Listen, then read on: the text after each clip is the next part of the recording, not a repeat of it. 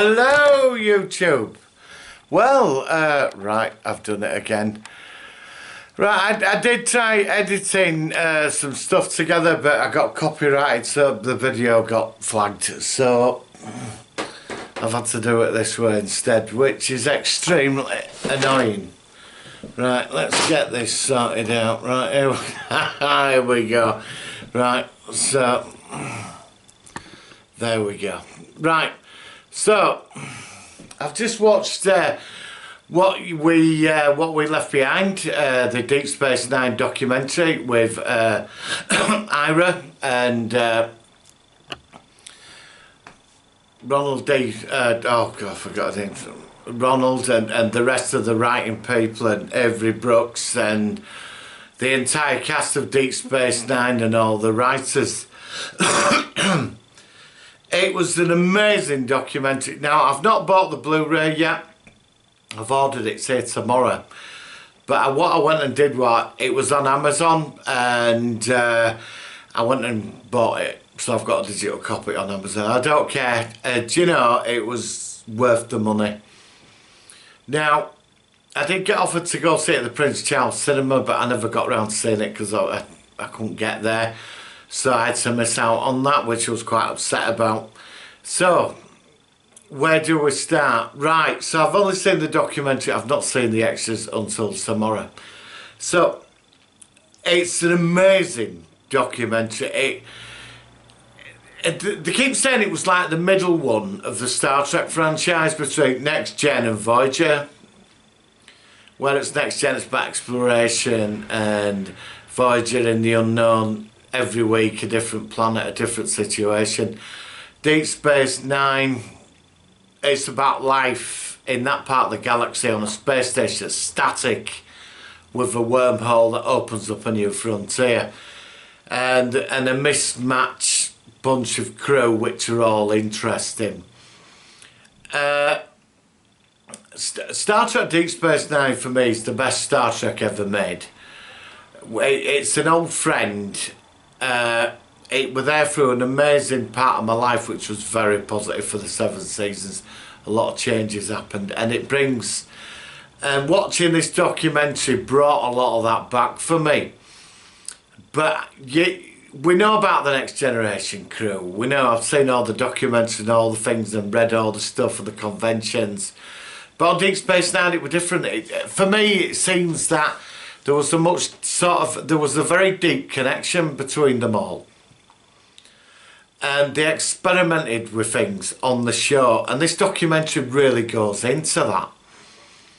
And it's what I liked about it. Now, I'm going to try and I don't want to give too much away, because if you haven't seen it yet, I don't want to spoil it for you, so it's going to be more about how I feel about it.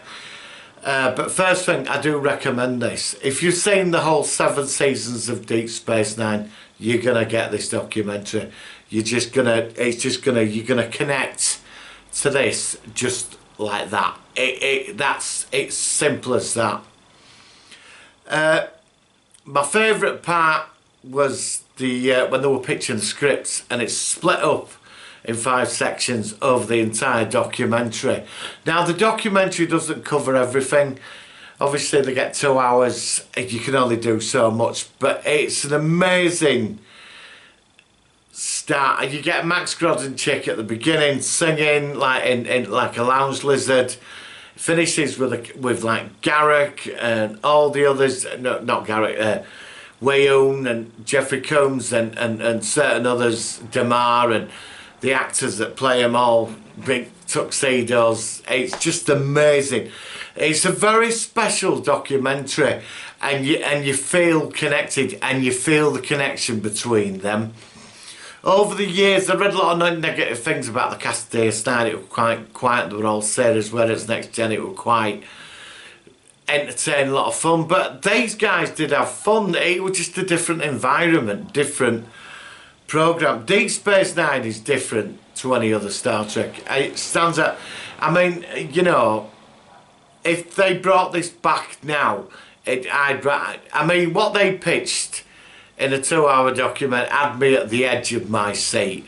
I was absolutely hooked, and I got feelings of excitement. watching this creative process of this episode created DS9 set 20 years later, just opening up into this amazing episode, and you just think, oh damn, it's only just for this documentary. Seeing the cast about storylines, Nana visit Ira wanted, she read a script about her and Dukat getting it off, but she went mad about it, but ended up being her mother. I agree, I don't think it would have been a bit predictable, her and Dukat. I don't think it'd have worked. It would have been interesting, but having a mother, I think it were a better way. I mean, Michael Lamo's great in this, and you know, he says, hey, Dukat's a very sexy guy, you know. And we get into all these sort of characters, and like Armin Shimmerman about Quark and and the Ferengis. But the documentary covers as much as they can. There's so much I don't think was seen that you could have another documentary. You could have watched this for 4 hours. But how it's presented and put together, and the feeling of each part and the music and everything. I mean, the female leads were very beyond the time in this. Kira's character is incredibly deep. Dukat is a very complex villain. Avery Brooks as Sisko, I think he's the best Starfleet commander out of all of them. A badass kick-ass at the end of the galaxy, and they go into about shaving his head and growing a beard by its third season at Studios X were a bit funny about it. And they really touch on like a lot of things.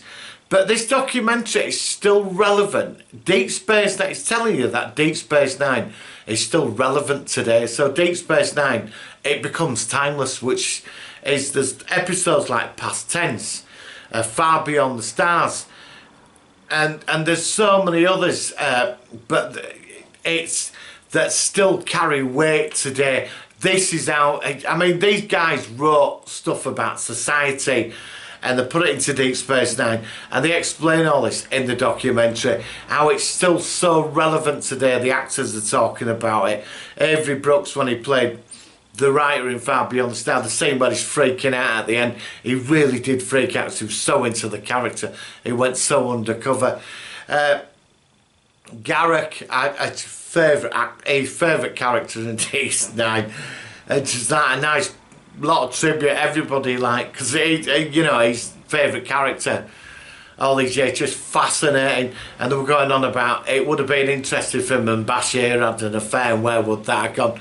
And I sat there and I thought, yeah, it would have been a twist, but they were constrained to the time they were in, that we were going through a change at the time, and in society, and it represents like they could push it so far. The scenes with Nog, he's great. I've met most of these characters, you know, at conventions and at Pages Bar, the Star Trek bar in London. You know, they had Lolita Fat Joe on, I've met her. You know, Max Grodden chick. I mean, they're all, it's this documentary for me, it's like seeing an old friend back, and it's simply pure magic what they put together in this. 2 hours is not enough to cover Deep Space Nine, and that is the only letdown of this, that you could have sat and watched this for 3 hours. You just flow along through it. Like Sisko said, so when they were acting with apparently, well, he's like working with a jazz singer, and he turned around and he said, well, you just glide through the scene, you just slide through. This is what I used to say to them all. And you just slide through this whole documentary, and that's what I love about it. And it's still not enough. I've got it coming tomorrow, so I can't wait to get my teeth into the extras.